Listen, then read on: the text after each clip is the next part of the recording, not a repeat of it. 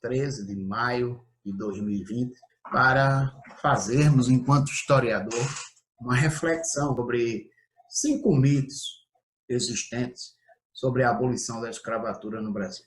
Hoje, 13 de maio de 2020, nós estamos precisamente há 132 anos, no dia 13 de maio de 1888, quando ocorreu legalmente o fim da escravidão do Brasil, marco importante na memória nacional.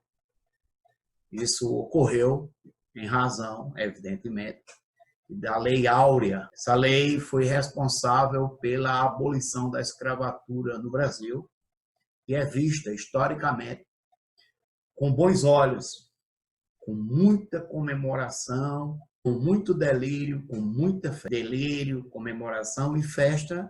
Foi exatamente o que ocorreu há 132 anos atrás.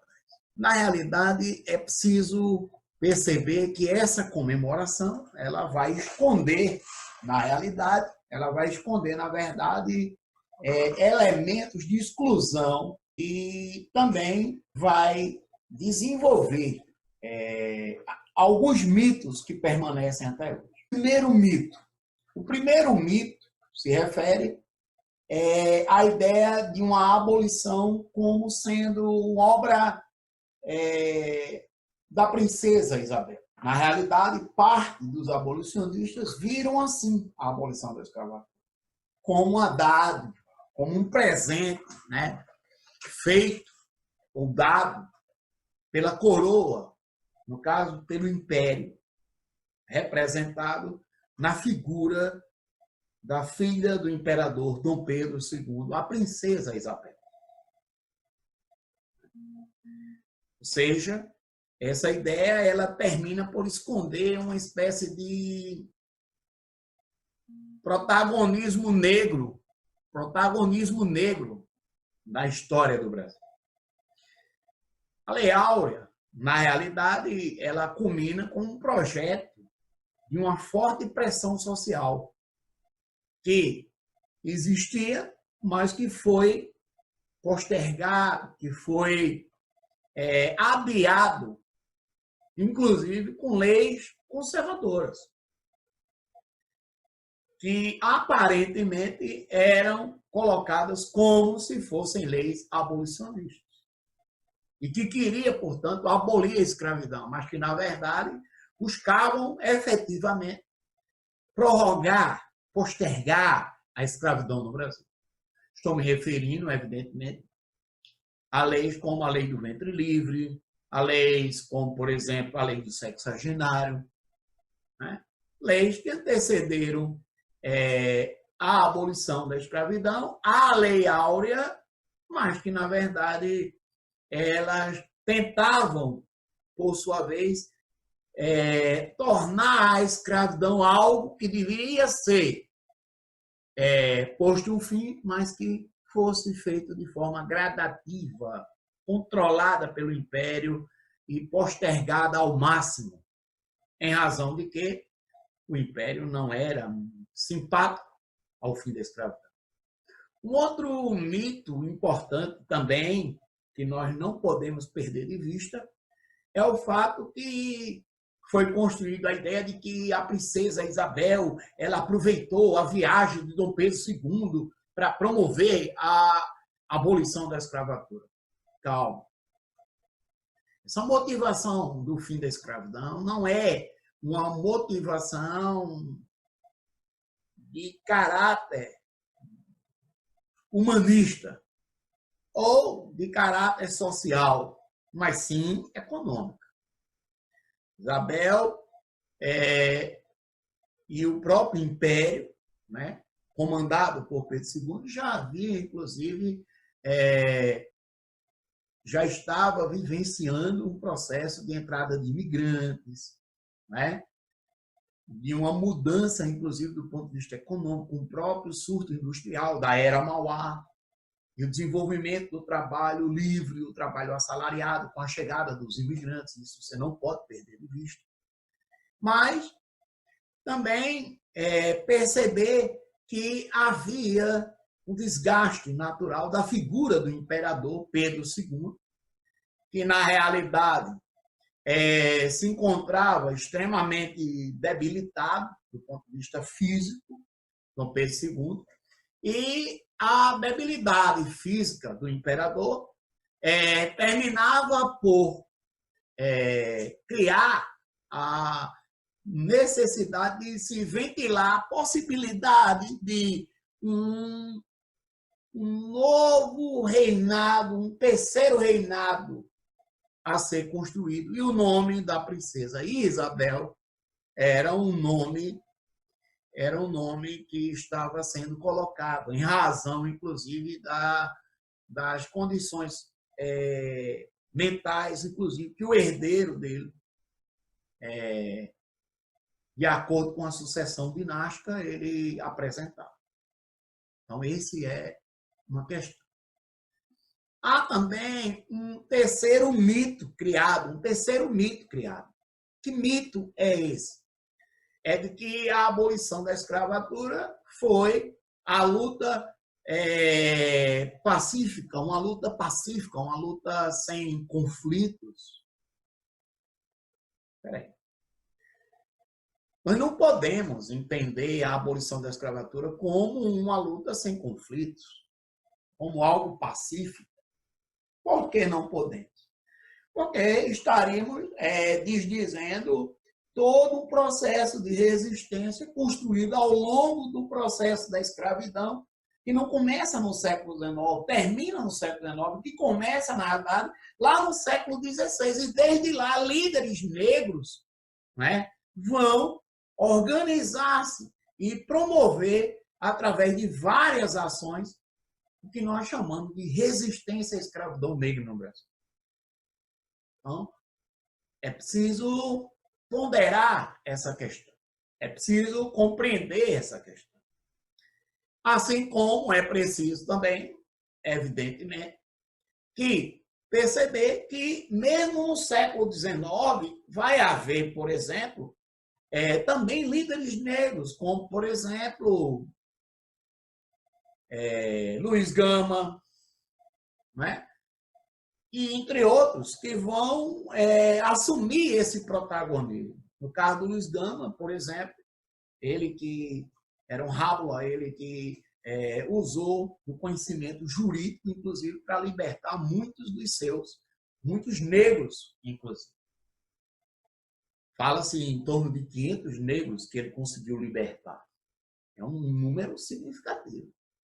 É importante perceber também daqueles grupos negros organizados que organizavam, inclusive, a compra de alforria e garantia, assim, a liberdade para muitos cativos que ainda existiam.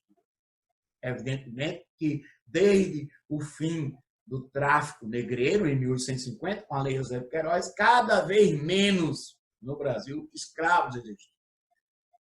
Que permitia, por exemplo, que algumas regiões do Brasil, como, por exemplo, o Rio Grande do Norte, o estado do Ceará, abolissem a escravidão, inclusive, de forma pioneira, antes da própria Lei Áurea.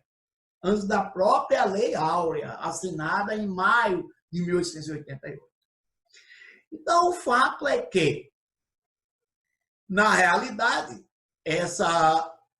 esse fim da escravidão, na realidade, ele não foi pacífico, né? Por tudo que eu coloquei.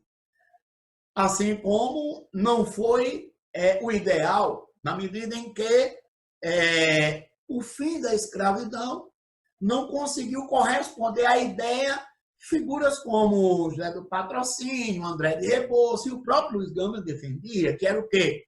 Que a abolição ocorresse, mas que os libertos tivessem algum tipo de auxílio para que eles pudessem viver com dignidade no Brasil pós-abolição. Coisa que não ocorreu.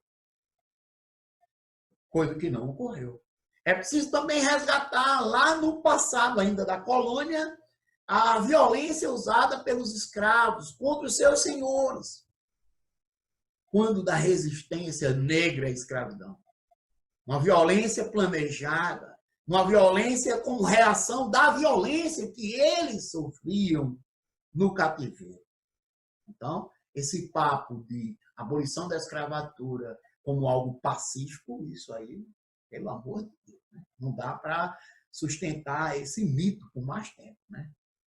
Um outro mito, um quarto mito, que nós podemos também mensurar, é que acha-se no Brasil, por exemplo, que os governantes estavam ao lado dos escravos, né?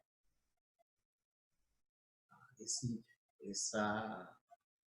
isabelismo, né, na historiografia brasileira, essa cultura que Isabel presenteou, né, deu voluntariamente a liberdade aos negros, terminou por construir uma tese, um mito de que os governantes estavam ao lado dos negros.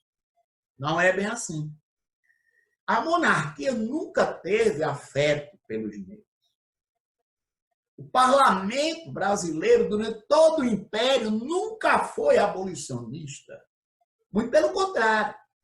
Não só o parlamento, mas como o próprio império brasileiro, sempre teve um medo feroz, um medo enorme de que ocorresse no Brasil algo similar ao que ocorrera com os negros no Haiti. Que os negros tomassem o poder e que construíssem ele próprio, pelas suas próprias mãos, um governo, eliminando, portanto, esse poder de uma elite branca. Havia muito medo disso. O medo de uma haitianização, chamemos assim. O fato é que a abolição ela foi um movimento conservador.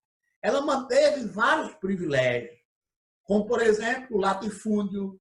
Ela impediu, por exemplo, uma reforma agrária, que foi impedida, inclusive, do ponto de vista jurídico legal, a partir da própria lei de terra, que dificultava o acesso à terra a negros alforriados, mas também aos imigrantes europeus que chegavam no Brasil por essa época. É necessário que se perceba também que a reforma agrária, assim como o latifúndio, reforma agrária que não foi conquistada, assim como o latifúndio que foi mantido, né? É algo que precisa ser analisado com muito cuidado. Nessa memória que ficou na historiografia brasileira e que termina trazendo para nós uma espécie de protagonismo branco em relação à abolição da escravatura. Um último e quinto, né, marco nesses mitos que nós estamos falando, que foram construídos com a abolição, é o mito de que a abolição foi um marco contra o racismo no Brasil. Isso aí não tem a menor lógica. Após a abolição, o que mais se viu é a exclusão dos negros.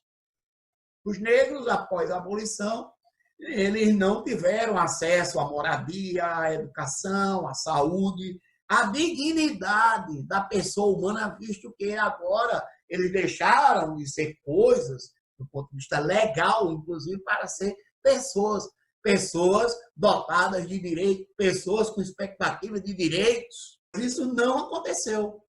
O que vai acontecer? O que vai acontecer é que os negros eles saem efetivamente das favelas, saem da grande lavoura, saem daquela condição de pertencimento a alguém, o seu dono, o seu senhor, para viver a sua própria sorte. E essa é a vir complementar essa situação que o negro vai passar a viver no Brasil pós-Lei Áurea, que é o abandono. Ou seja, a Lei Áurea ela não é acompanhada de políticas públicas desenvolvidas pelo Estado brasileiro, com o objetivo de pegar esses emancipados, esses negros, escravos, agora alforriados, libertos, e trazê-los para a tutela estatal, para a proteção do Estado, garantindo a eles direitos.